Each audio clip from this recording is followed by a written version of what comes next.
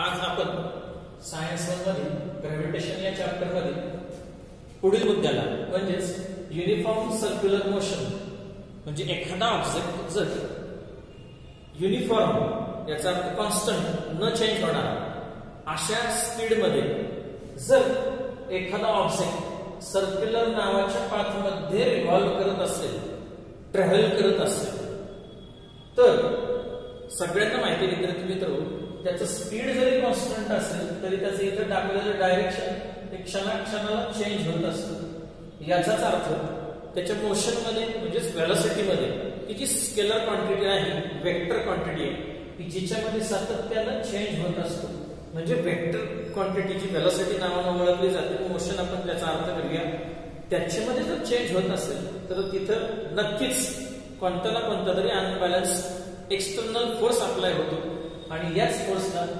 Centripetal force म्हणून ओळखलं जातं। या असा जो सेंट्रिपिटल फोर्स आहे त्याचं डायरेक्शन हे सेंटरकडेच असतं टुवर्ड्स सेंटर असं आपण म्हणतो आणि असा सेंटर सेटिंग करणारा जो तिथं कारणीभूत ठरणारा सेंट्रिपिटल फोर्स आहे अशा सेंट्रिपिटल फोर्सचं जे मॅग्निट्यूड असतं हे मॅग्निट्यूड हे तो ऑब्जेक्ट त्या सर्क्युलर पाथच्या सेंटर पासून किती डिस्टन्सवर आहे त्या डिस्टन्सच्या स्क्वेअरशी इनव्हर्सली प्रोपोर्शनल असतो हे आपल्याला आज सिद्ध करायचे प्रूव्ह करायचे आणि यालाच पुढे जाऊन inverse square law of gravitation म्हणजे याचे कन्व्हर्जन आपण ज्या वेळेला ग्रॅव्हिटेशनल फोर्स म्हणून करू म्हणजे याचे कन्व्हर्जन आपण सोलर सिस्टीम मध्ये याच डायग्रामला सेंटर पोझिशनला सन घेऊ आणि ऑब्जेक्टच्या जागेवर जेव्हा आपण प्लॅनेट घेऊ त्यावेळेला या दोघांमध्ये जो अप्लाय होणारा सेंट्रिपिटल फोर्स आहे त्याचं जे नेचर असणार आहे ते असणारे ग्रॅव्हिटेशनल टाइपचा फोर्स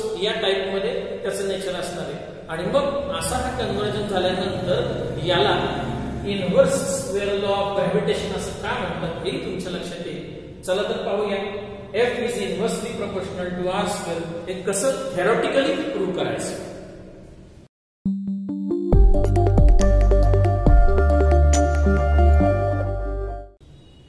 आपल्या सर्व विद्यार्थ्यांना माहिती आहे की फोर्सेसचे खूप टाइप्स आहेत की ज्याच्यासाठी आपण एक स्पेशल वेगळा व्हिडिओ आपण या पूर्वी बनवलेला आहे आणि हा आपण पाहिलेला आहे। म्हणजे अनेक टाइपचे फोर्सेस मग फ्रिक्शन असेल मस्क्युलर असेल मेकॅनिकल असेल इलेक्ट्रिकल असेल टेन्शन असेल किंवा ग्रॅव्हिटेशनल असेल कोणतेही फोर्सेस असतील जगात जेवढे सगळ्या प्रकारचे फोर्सेस उपलब्ध आहेत हे सगळे फोर्सेस जे आहेत त्यांचा मूळ बेसिक फॉर्म्युला हा न्यूटन्स लॉज ऑफ मोशन की तो सेकंड लॉ आपण अभ्यासलेला आहे की 9th स्टँडर्ड मधला हा लॉ आपण तुम्ही अभ्यासलेला आहे जो लॉ सांगतो की एखाद्या ऑब्जेक्टवर जर आपण एक्सटर्नली एखादा फोर्स अप्लाय केला तर अशा ऑब्जेक्ट मध्ये चेंज होतो त्याच्या मोमेंटम मध्ये चेंज होतो आणि हा चेंज होणारा momentum with respect to time म्हणजे हा इनिशियल आणि फायनल मोमेंटम या दोघांची सबस्ट्रॅक्शन करतात त्याला चेंज इन मोमेंटम म्हणतात। विथ रिस्पेक्ट टू टाइम ज्यावेळेला आपण त्याचा विचार करतो त्यावेळेला हा जो मोमेंटम मध्ये होणारा change with respect to time जेवढा होईल याच्याशी हा अप्लाय केलेला फोर्स डायरेक्टली प्रोपोर्शनल असतो असं आपण Newton second law of motion मध्ये पाहिलेला आहे आणि याचं जर कन्व्हर्जन केलं तिथं m हा कॉन्स्टंट काढला तर v minus u upon t असा त्याचा अर्थ होतो आणि हा फोर्स याच्याशी डायरेक्टली प्रोपोर्शनल थोडक्यात काय तर हा मास सेपरेट केल्यानंतर राहिलेला जो भाग आहे हा change in velocity with respect to time याला ऍक्सेलरेशन असं म्हणतात म्हणजेच थोडक्यात काय तर हा कन्वर्ट होतो m into a जिला ऍक्सेलरेशन असं म्हणतात आणि मग पुढे जाऊन हा प्रोपोर्शनॅलिटी काढून कॉन्स्टंट आणला जातो आणि मग ह्या कॉन्स्टंटची व्हॅल्यू शोधल्यानंतर ती ज्यावेळेला 1 सापडते तेव्हा जाऊन फोर्सचा फॉर्म्युला क्रिएट होतो force is equal to mass into acceleration. आणि विद्यार्थी मित्र कोणत्याही प्रकारच्या फोर्ससाठी कोणताही प्रकारचा फोर्स असू द्या कोणत्याही साठी ऑब्जेक्ट साठी लावलेला असू द्या मग असा एखाद्या ऑब्जेक्टवर जेव्हा आपण फोर्स अप्लाय करतो त्याचा फॉर्म्युला हा F is equal to ma हा फायनल फॉर्म्युला म्हणून ओळखला जातो आणि ज्याच्यामध्ये जर एखाद्या ऑब्जेक्टचं मास तुम्हाला माहित असेल आणि अशा ऑब्जेक्टवर फोर्स लावल्यानंतर किती ऍक्सेलरेशन क्रिएट होईल, म्हणजे त्याच्या व्हेलॉसिटीमध्ये किती चेंज होईल विथ रिस्पेक्ट टू टाइम, हे जर तुम्हाला माहित असेल तर 100% तुम्ही या दोघांचं मल्टिप्लिकेशन करून फोर्स ही बाब, ही फिजिकल क्वांटिटी आहे, हिची व्हॅल्यू तुम्ही मिळवू शकता. चला तर मग आज सुद्धा आपण काय करणार आहोत, याच एक्झाम्पल मध्ये ऑब्जेक्ट आपल्या समोर आहे, त्याचं मास पण आपल्याकडे आहे, त्याची व्हेलॉसिटी पण आपल्याकडे आहे, त्याच्यामध्ये होणारा चेंज विथ रिस्पेक्ट टू म्हणजे ऍक्सेलरेशन पण आपण शोधणार आहोत. आणि या बाबीचा उपयोग करून या मूळच्या फॉर्म्युल्यामध्ये force is equal to mass into acceleration या फॉर्म्युल्यामध्ये आपण या दिलेल्या डायग्राम मधले बाबी फिलअप करणार आहोत आणि मग पुढे सोडवत जाऊन आपल्याला हवे असलेली बाब प्रूव्ह करणार आहोत. चला तर मग फोर्सचा मूळचा फॉर्म्युला लिहूया आणि याच्यामध्ये या सगळ्या बाबी इन्सर्ट करूया आणि काय घडतं ते पाहूया.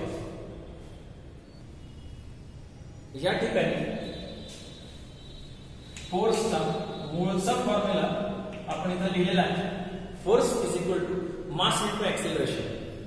ऍक्सेलरेशन आणि मास या दोन गोष्टी जर आपल्याला माहित असतील एखाद्या ऑब्जेक्टच्या, तर आपल्याला फोर्सचं कॅल्क्युलेशन सहजरित्या करता येतं. चला सध्या आपल्याकडे एक ऑब्जेक्ट आहे, त्याचं मास सुद्धा आपण घेतलेलं आहे एम. आपण आता विचार करूया की याचं ऍक्सेलरेशन काय असेल. विद्यार्थी मित्र, थोडस सांगण्याचा प्रयत्न करतो. तुम्हाला यंदा या 10वीच्या वर्गामध्ये इथं हा ऑब्जेक्ट ज्या वेळेला सर्क्युलर पाथ मध्ये रिव्हॉल्व करतोय त्यावेळेला त्याचं जे स्पीड आहे ते कॉन्स्टंट आहे, फक्त डायरेक्शन मध्ये चेंज होते. याचा अर्थ स्पीड जर कॉन्स्टंट असेल, स्पीड मध्ये चेंज होत नसेल, तर असा जो ऑब्जेक्ट असतो की ज्याच्या स्पीड मध्ये अजिबात चेंज होत नाही, अशा ऑब्जेक्टचं स्पीडच्या दृष्टिकोनातून जर ऍक्सेलरेशन काढलं तर ते 0 येते.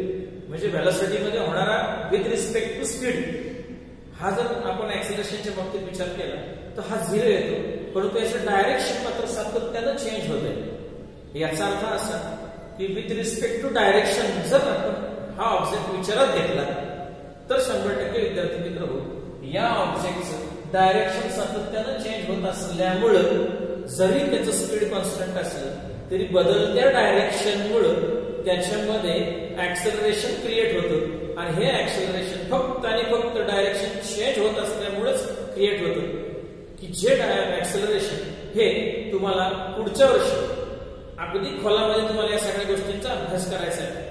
अगदी तुम्हाला हवा असेल तरी हे ऍक्सेलरेशन कसं काढलं जातं याच्यासाठीच एक वेगळा सेपरेट 5-10 मिनिटाचा व्हिडिओ मी तुम्हाला तुमच्या रिक्वायरमेंट वरून बनवेन आणि तुमच्या समोर सादर करेन.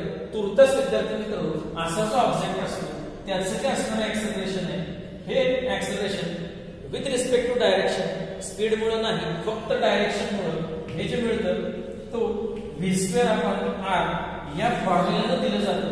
आता हा फॉर्म्युला कुठून आला ही खरंच बाब वेगळी आहे विद्यार्थी मित्र, म्हणून सांगितलं याच्यासाठी तुम्हाला वेगळा फॉर्म्युला किंवा वेगळा व्हिडिओ आपल्याला बनवावा लागेल. तुर्तास आपण असं गृहीत धरू की जो ऑब्जेक्ट सर्क्युलर मोशन मध्ये फिरतो आणि ज्याचं स्पीड कॉन्स्टंट असतं परंतु डायरेक्शन सातत्यानं चेंज होत असतं, अशा बदलत्या डायरेक्शनमुळे त्या बॉडीच्या व्हेलॉसिटी मध्ये चेंज होतो आणि असं व्हेलॉसिटी मध्ये झालेला चेंज हा विथ रिस्पेक्ट टू टाइम ज्यावेळेला कॅल्क्युलेट आपण करतो त्यावेळेला त्याला ऍक्सेलरेशन असं म्हणतात आणि त्याचा फॉर्म्युला v² म्हणजे त्याच्या व्हेलॉसिटी, ही जी व्हेलॉसिटी आहे या व्हेलॉसिटीचा स्क्वेअर अपॉन r म्हणजे त्याचं सेंटर पासूनच त्या सर्क्युलर पाथचं असणारं डिस्टन्स, त्याला आपण रेडियस म्हणून गृहीत धरतो. या फॉर्म्युलाने हे दिलं जातं. एवढंच आपण या निमित्तानं आपण समजावून घेऊया आणि ही किंमत आपल्या दिलेल्या फॉर्म मध्ये किंवा दिलेल्या फॉर्म्युल्यामध्ये भरूया. m × v²/r अशा पद्धतीने आपण ही व्हॅल्यू भरूया. चला विद्यार्थी मित्र, आता आपण फोर्स कडे वळू. आता आपल्याला विचार करायचा आहे तो म्हणजे कोणता. हा फॉर्म्युला तर भरून झाला, m × v²/r. याच्यामध्ये आपण आता किमती भरायला सुरुवात करू. सगळ्यात पहिल्यांदा आपण विचार करू तो म्हणजे कशाचा, तर ही जी व्हेलॉसिटी आहे, व्हेलॉसिटी मुळात विद्यार्थी मित्र व्हेलॉसिटी याचा मूळचा फॉर्म्युला किती विद्यार्थ्यांना माहिती आहे बघा. व्हेलॉसिटी जर काढायची असेल एखाद्या कोणत्याही ऑब्जेक्टच्या बाबतीमध्ये तर त्याचा फॉर्म्युला आहे डिस्प्लेसमेंट आणि आपण टाइम. म्हणजे एखाद्या ऑब्जेक्टचं डिस्प्लेसमेंट किती झालेलं आहे आणि किती वेळेमध्ये झालेलं आहे या दोन गोष्टी जर तुम्हाला माहित नसतील तर त्यांच्या सहाय्याने आपण सहजपणे त्या ऑब्जेक्टची व्हेलॉसिटी काढू शकतो. आता इथे आपण व्हेलॉसिटी स्केलर नाही तर वेक्टर या अर्थाने वापरणार आहोत. मग व्हेलॉसिटीची किंमत काढण्यासाठी आपल्याला त्या ऑब्जेक्टचं डिस्प्लेसमेंट माहित पाहिजे आणि त्यासाठी लागलेला टाइम माहित पाहिजे. चला हरकत नाही विद्यार्थी मित्र, आपण या ऑब्जेक्टची व्हेलॉसिटी काढण्यासाठी त्याचं टोटल डिस्प्लेसमेंट जे आपण ऍज अ मॅग्नेट्यूड म्हणून डिस्टन्सच्या स्वरूपात बघूया. म्हणजे आपल्याला याची व्हेलॉसिटी जर पाहिजे असेल तर हा किती ट्रॅव्हल करतोय आणि किती वेळेमध्ये ट्रॅव्हल करतोय हे माहित असणं फार गरजेचं. ह्याच डायग्रामला जर आपण असं समजलं की हा जो सेंटर आहे हा आहे सन आणि हा ऑब्जेक्ट जो आहे तो आहे प्लॅनेट, असं जर आपण संबोधलं तर विद्यार्थी मित्र हा सेंट्रिपिटल फोर्स हा कन्वर्ट होतो ग्रॅव्हिटेशनल फोर्स मध्ये आणि मग असा जो प्लॅनेट आहे सध्या तरी आपण समजूया की हा कॉन्स्टंट स्पीडने आणि कंटिन्युअसली सर्क्युलर पाथने रिव्हॉल्व करतोय. तर अशा वेळेला या प्लॅनेटची असणारी व्हेलॉसिटी किती आहे हे शोधण्यासाठी काय करावं लागेल तर हा प्लॅनेट पूर्ण सर्क्युलर पाथ पूर्ण करण्यासाठी सगळ्या विद्यार्थ्यांना माहिती आहे की हा सर्क्युलर नावाचा जो पाथ आहे हा पूर्ण केल्यानंतर हा जर मेजर करायचा असेल तर आपल्याला या सर्कलचं सर्कम्फरन्स काढणं गरजेचं आहे आणि सर्कम्फरन्स साठी आपल्याला फॉर्म्युला माहिती आहे 2πr असं. याच्यामध्ये रेडियस माहित असणं गरजेचं आहे. म्हणजेच थोडक्यात काय आपल्याला हा सर्क्युलर पाथ जर पूर्णपणे त्याची लेंथ मोजायची असेल तर ती व्यक्त होते 2πr मध्ये की ज्याची रेडियस आपण इथे घेतलेली आहे r. आता शिल्लक राहतो प्रश्न की मग हा प्लॅनेट हा पूर्ण सर्क्युलर पाथचा एक राऊंड किती टाइम मध्ये किती कालावधीमध्ये पूर्ण करेल. तर असा जो कालावधी असतो याला यापूर्वी आपण काय म्हटलंय की याला time period time required to complete one rotation around the sun याला टाइम पिरियड म्हणून आपण ओळखतो की ज्याला आपण कॅपिटल टी या अक्षरानं नेहमी दाखवत आलो. हा प्लॅनेट आणि सन साठीचा विषय चालला विद्यार्थी मित्र की ज्याच्यामध्ये एक पूर्ण राऊंड पूर्ण करण्यासाठी 2πr एवढं डिस्टन्स कव्हर करावं लागतं आणि सोबतच आपल्याला कालावधी त्या प्लॅनेटला एक रोटेशन पूर्ण करण्यासाठी लागतो तो त्या प्लॅनेटसाठीचा टाइम पिरियड असतो की ज्या प्लॅनेटचा आपण विचार करत आहोत आणि तो कॅपिटल टी अक्षरात दाखवतात. म्हणजे व्हेलॉसिटीची किंमत विद्यार्थी मित्र आपल्याला मिळून जाते. हिची व्हेलॉसिटीची किंमत आहे 2πr/t. ही सबस्टिट्यूट करूया आपल्या फॉर्म्युल्यामध्ये. काय घडेल बघा बरोबर. चला तर आपण सबस्टिट्यूट करू. मास इंटू व्हेलॉसिटीच्या जागेवर आपण हा फॉर्म्युला आपण भरूया 2πr आणि अपॉन कॅपिटल टी आणि ह्याचा स्क्वेअर आहे विद्यार्थी मित्र आणि छेदस्थानी पण आहे r. आता हे सोडवण्याचा प्रयत्न करा काय मिळेल पाहूया. हा स्क्वेअर आपण सोडवूया. जरा मी इक्वल टू साइन थोडं सरकवतो इकडे लिहितो मी तुमच्या लक्षात येईल. जागा कमी असल्यामुळे आपण हा व्हिडिओ थोड्या जागेमध्ये बसवायचा आहे. फॉर्म्युला क्लिअर करू आपण. ब्रॅकेटला आत असणाऱ्या सगळ्या गोष्टींचं सगळ्या बाबींचं स्क्वेअर करा. तुमच्या एक गोष्ट लक्षात येईल की काय काय होईल. इथं होईल 4π² r².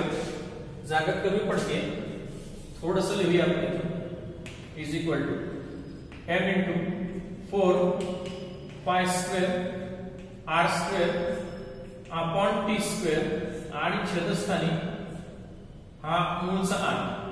आणि आता हे सोडवा विद्यार्थी मित्र. हा छेदस्थानचा t² हा खाली आणा. शिल्लक राहिलेल्या सगळ्या बाबी समोर मांडा. m 4π² r² अपॉन इथं t² आणि r. रिअरेंज करा विद्यार्थी मित्र. थोडस लक्षात येईल तुमच्या. 4 into m into π² into r² upon t² into r. आता हे पाहिल्यावर लक्षात येईल तुम्हाला इथं r चा स्क्वेअर आला आणि इथं r आला.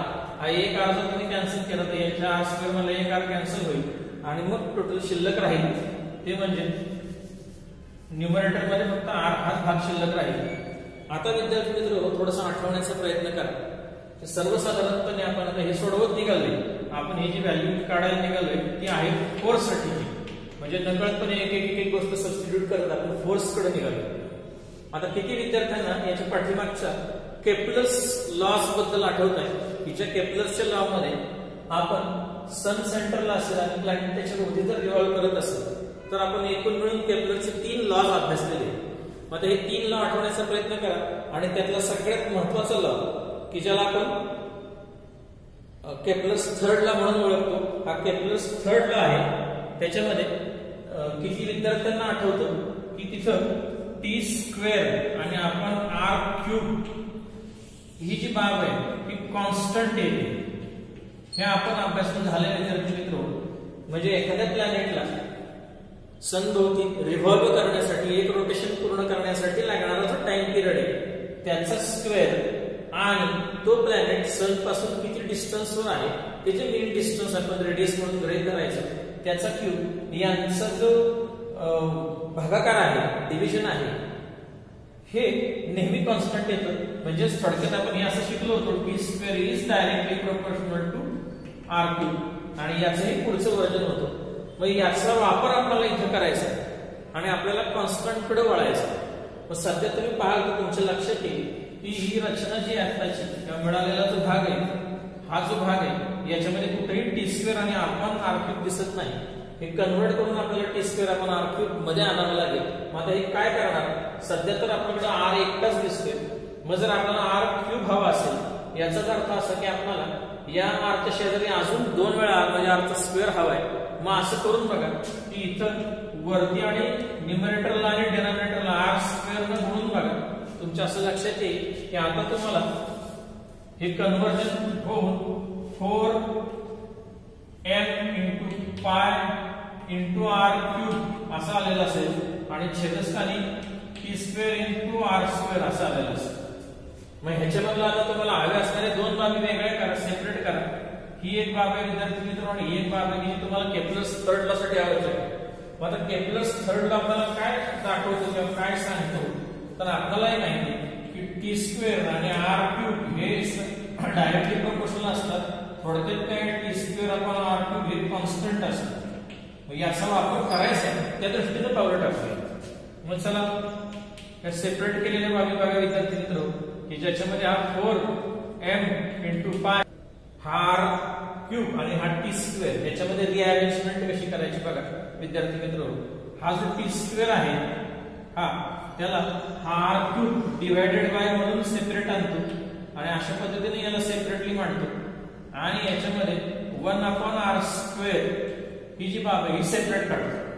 आता हे सगळं करण्यामागे काय उद्देश आहे तर तुम्हालाही माहिती आहे की इथं लेफ्ट साइडला लिहिलंय बघा T square upon R cube ही बाब कॉन्स्टंट येतो. म्हणजेच हा भाग जो कॉन्स्टंट येतो.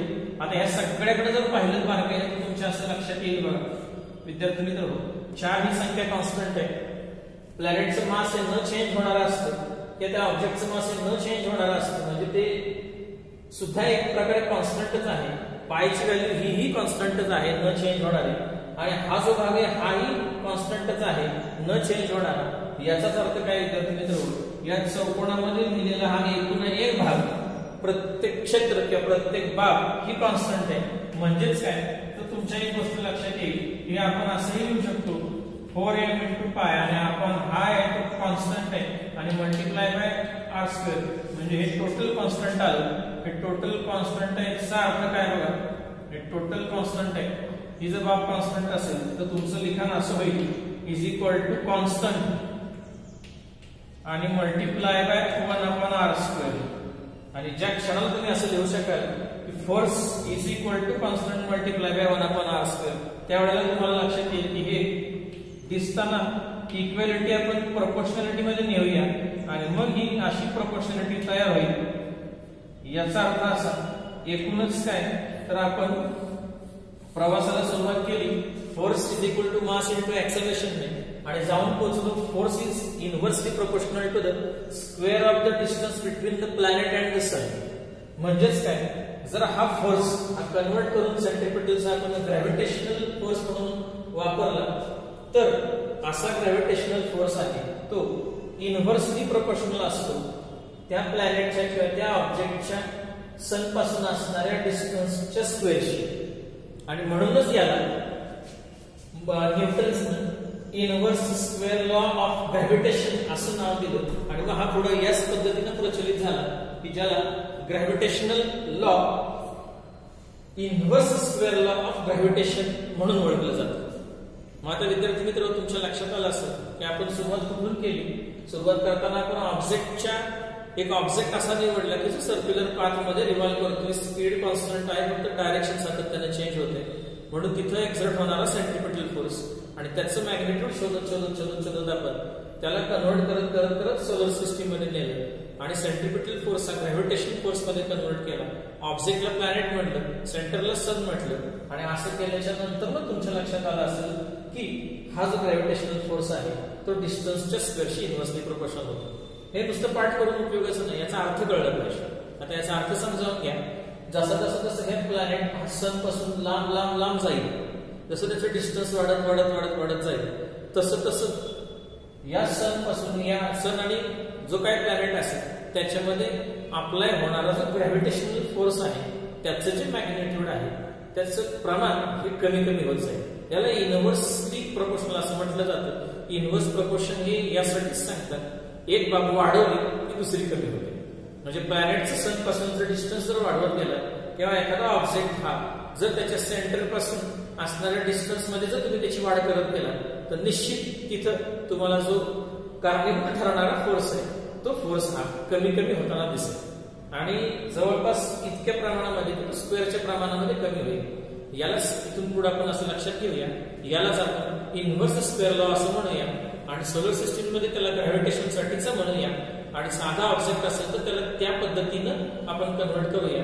आणि अशा अर्थानं मी आज विद्यार्थी मित्रांनो असं समजतो की तुम्हाला आज युनिफॉर्म सर्क्युलर मोशन म्हणजे एखादा ऑब्जेक्ट जर युनिफॉर्मली सर्क्युलर मोशन मध्ये ऑर्बिट मध्ये ट्रॅव्हल करत असेल तर त्याच्यामध्ये तिथं कारणीभूत ठरणारा जो सेंट्रिपिटल फोर्स आहे त्याचं जे मॅग्निट्यूड आहे ते कसं डिस्टन्सशी रिलेटेड आहे हे आपण थेरॉटिकली प्रूव्ह करण्याचा प्रयत्न केला.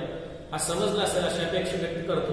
आणि जर हा व्हिडिओ तुम्हाला आवडला असेल या व्हिडिओला लाईक करा विद्यार्थी मित्र हो आणि हा चॅनल आहे तो सबस्क्राईब करा म्हणजे तुम्हाला याच्या पुढचे नोटिफिकेशन्स आवर्जून मिळतील. याच्या नंतरच्या लेक्चरमध्ये आपण सर्वसाधारणपणे न्यूटन्सचा ग्रॅव्हिटेशनल जो लॉ आहे त्याच्यावरचे एक्झाम्पल्स पाहणार आहोत. आजच्या दिवसासाठी आपण विद्यार्थी मित्र थांबूया. धन्यवाद.